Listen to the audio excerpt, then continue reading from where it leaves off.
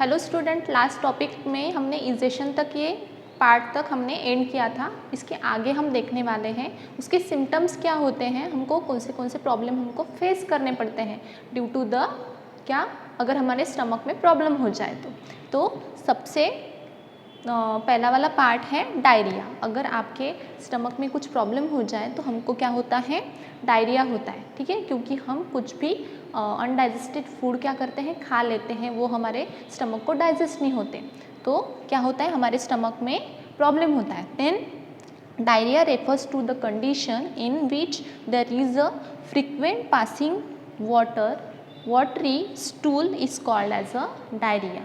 मतलब हमारे जब स्टमक में प्रॉब्लम होता है तब क्या होता है, वाटरी स्टूल्स पास होते हैं। ओके, उस कंडीशन को हम कहते हैं diarrhoea. Then it is very common in children mainly in India. हमारे इंडिया में मेनली चिल्ड्रंस में ये बीमारी पाई जाती है, क्योंकि जो चिल्ड्रन होते हैं वो अक्सर क्या करते हैं, मिट्टी खाते हैं या फिर कुछ चीज़ें, बहुत सारी चीज़ें वो खाते हैं। इन वजह से उनके स्टमक में क्या होता है, डायरिया का प्रॉब्लम होता है। ओके, और हमारे इंडिया में क्या होता है, बच्चे बहुत ज़्यादा बाहर खेलते हैं, मिट्टी खा लेते हैं या फिर कुछ भी चीज़ें मुंह में डालते हैं। ठीक है, उससे क्या होता है, उनके स्टमक में प्रॉब्लम होता है। Then excessive water and salt from the body is lost. क्या होता है, इस कंडीशन में हमारे बॉडी में से वाटर और सॉल्ट बाहर निकलता है। ठीक है, जो भी हम खाते हैं वो उसमें से वाटर एंड सॉल्ट बाहर निकलता है, तो हमारी कंडीशन किस तरह से होती होंगी। ओके, अगर हमारे बॉडी में वाटर ही नहीं रहेगा, सॉल्ट ही नहीं रहेगा, तो हम कैसे फील करते हैं, लूज फील करते हैं। देन क्या आपको पता है, क्या some organism live in the digestive system of other animal. कुछ अदर एनिमल्स होते हैं, उनमें क्या होता है, कुछ अदर एनिमल्स होते हैं वो हमारे डाइजेस्टिव सिस्टम में क्या होते हैं, प्रेजेंट होते हैं। क्या होते हैं, प्रेजेंट होते हैं। For example tapeworm live in a human intestine. कहाँ पे, जो टैपवर्म होते हैं वो क्या होते हैं, हमारे इंटेस्टाइन में प्रेजेंट होते हैं। क्या होता है, टैपवर्म हमारे इंटेस्टाइन में प्रेजेंट होते हैं। ठीक है, जैसे हमारे घर के नल में या फिर पानी में अगर वो आपके पानी में प्रेजेंट है तो हम वही पानी क्या करते हैं, ड्रिंक करते हैं, तो वही पानी हमारे स्टमक में जाता है, तो वो टैपवर्म कहाँ पे जाएंगे, फिर हमारे स्टमक में। देन उसके कॉजेस क्या है, उसके ट्रीटमेंट क्या है। कॉजेस क्या है, इंजेक्शन, इन्फेक्शन, ये हमारे कॉजेस हैं, injection, infection and food poisoning. अगर आपको फूड पॉइजनिंग होती है, अगर आपको इन्फेक्शन होता है हमारे स्टमक में, तो ये क्या है, ये कॉजेस है किसके, डायरिया के। और उसको ट्रीटमेंट कैसे करें फिर, अगर आपको बाय चांस डायरिया हो जाए तो आपको ट्रीटमेंट कैसे करना पड़ेगा, ORS should be given to restore the loss water and salt from the body. ये हम हमारे घर में भी प्रिपेयर कर सकते हैं। कैसे, ORS हम हमारे घर में भी प्रिपेयर कर सकते हैं।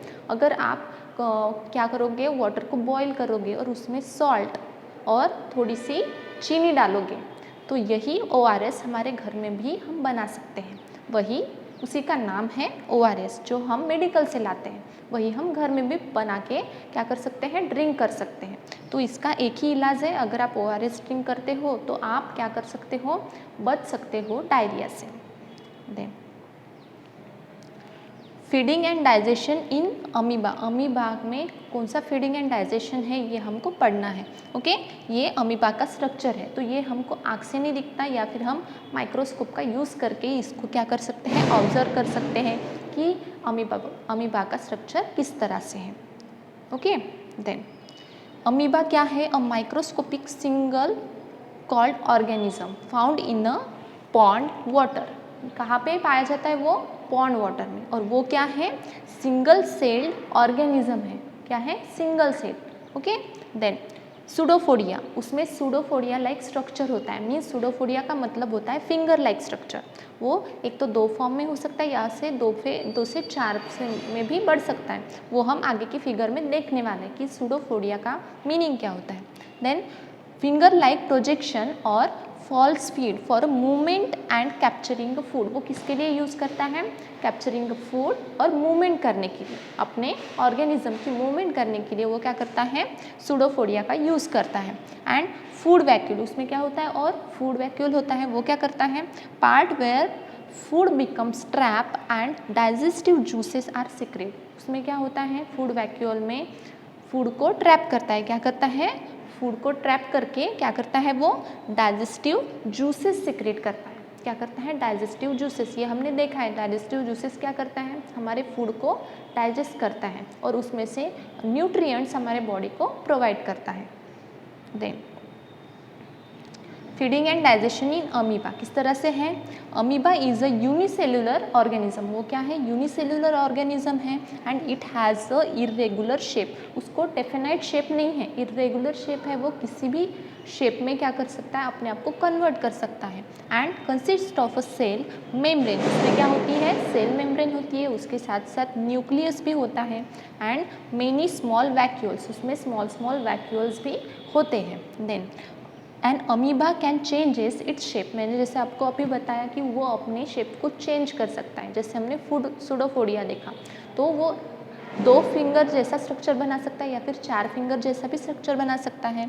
And position continuously it gives, उसकी पोजिशन भी चेंज होती जाती है एंड इट गिव्स आउट 1 और मोर फिंगर लाइक प्रोजेक्शन। मैंने आपको अभी बताया कि उसको अगर 2 फिंगर्स लाइक स्ट्रक्चर है तो भी वो बना सकता है या फिर उससे ज़्यादा भी फिंगर लाइक प्रोजेक्शन वो क्रिएट कर सकता है और उसी को हम बोलते हैं सूडोफोडिया।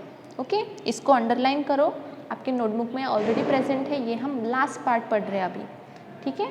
सो pseudopodia and amoeba has no mouth. उसको माउथ होता है क्या? नहीं होता है। देन माउथ नहीं है तो वो क्या करेगा? डाइजेस्टिव सिस्टम भी नहीं रहेंगी उसको। And the food particles taken inside the body. Food particle फिर क्या करते हैं? कहाँ से जाते होंगे? अगर उसको माउथ ही नहीं है तो वो कहाँ से फूड को इनटेक करता होगा? वो इनटेक करता है by using a food vacuole से अपने बॉडी में फूड को इनटेक करता है। Then digestion of a food particle is made possible by digestive juices. किससे डाइजेशन किससे फॉलो करता है? वो फूड का डाइजेशन कैसे फॉलो करेगा? By using a digestive juices and secret into the food vacuole. कहाँ पे सीक्रेट करता है वो? फिर माउथ नहीं है उसको, तो उसको फूड वैक्यूल है उसके जगह, तो फूड वैक्यूल का यूज़ करता है इसके लिए? डाइजेस्टिव जूसेस सीक्रेट करने के लिए। They act on food to break down into a simple substance. जैसे हमने कार्बोहाइड्रेट्स देखा है, मैंने आपको हर बार एग्जांपल बताया कार्बोहाइड्रेट का।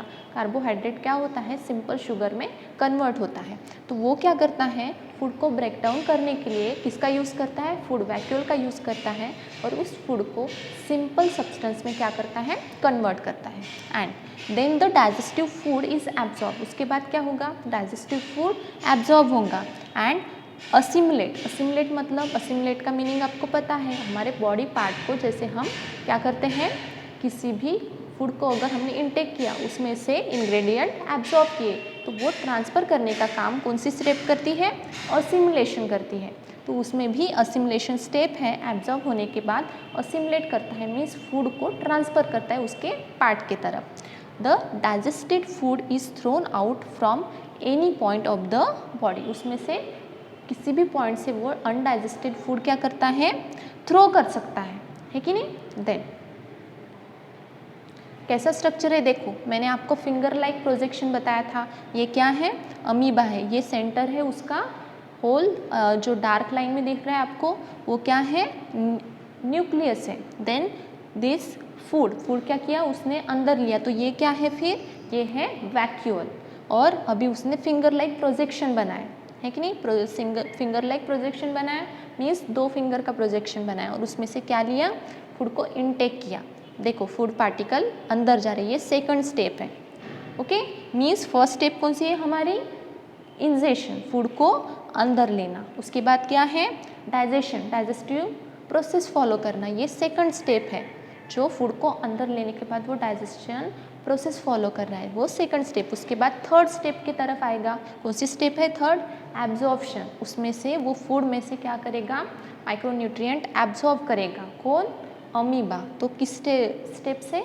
एब्जॉर्प्शन प्रोसेस से जो थर्ड प्रोसेस है, देन उसके बाद थर्ड प्रोसेस से होकर वो फोर्थ स्टेप में जाएगा। फोर्थ है असिमुलेशन। असिमुलेशन में क्या करेगा, जो फूड उसने अपने बॉडी के अंदर लिया है बाय यूजिंग अ वैक्यूल, उसमें से क्या करेगा, जो माइक्रो न्यूट्रिएंट उसने एब्जॉर्ब किए वो क्या करेगा, असिमुलेट करेगा, ट्रांसफ़र करेगा, ओके, इस पूरे पार्ट को। एंड लास्ट में क्या करेगा, जो अनडाइजेस्टेड फूड है उसमें से बाहर निकालेगा, मीन्स इजेशन परफॉर्म करेगा, ओके। ये पांचों स्टेप जैसे हमारे ह्यूमन डाइजेस्टिव सिस्टम में परफॉर्म होती है, उसी तरह से अमीबा में भी परफॉर्म होती है। देन अब हम देखने वाले हैं इजेशन इन ग्रास ईटिंग एनिमल। तो ग्रास ईटिंग एनिमल में कैसे इजेशन होता है, किस तरह से क्या उनका ईटिंग प्रोसेस फॉलो होता है, ये हम देखने वाले हैं। तो जैसे ये क्या है, काऊ है, तो उसका ईसोफेगस भी क्या होगा, बड़ा होगा। देखो वो ईसोफेगस पहले, उसके बाद रूमेन, उसके बाद small intestine, then large intestine, then stomach, okay.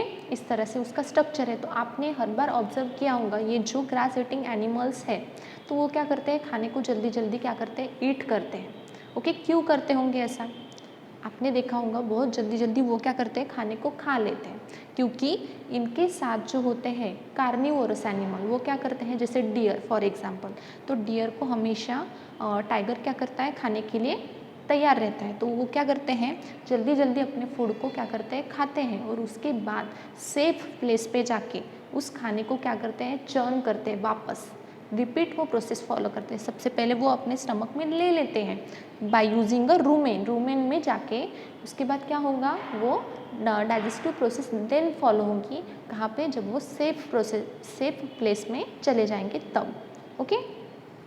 Then कैसे फॉलो होता है डाइजेशन इन ग्रास ईटिंग एनिमल, सबसे इम्पॉर्टेंट पार्ट है उसका रूमेन।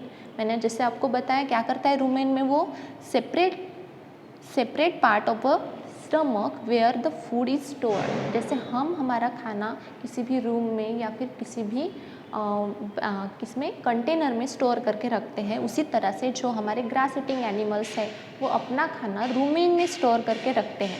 जैसे मैंने आपको बताया कि कार्निवोरस एनिमल उनको खाने के लिए तैयार रहते हैं, तो वो अपना खाना स्टोर करके रखते हैं, बाद में उसको ईट करते हैं। देन कर्ड, उसका सेकंड पार्ट है कर्ड। कर्ड क्या करता है, partially digested food store in rumen. Partially digested मतलब वो थोड़े से डाइजेस्ट हो चुके हैं, वो कर्ड अपने अंदर स्टोर करता है इन द रूमेन में। रूमिनेशन मतलब कौन सी process, the process of returning back of a cud to the mouth in a small lump.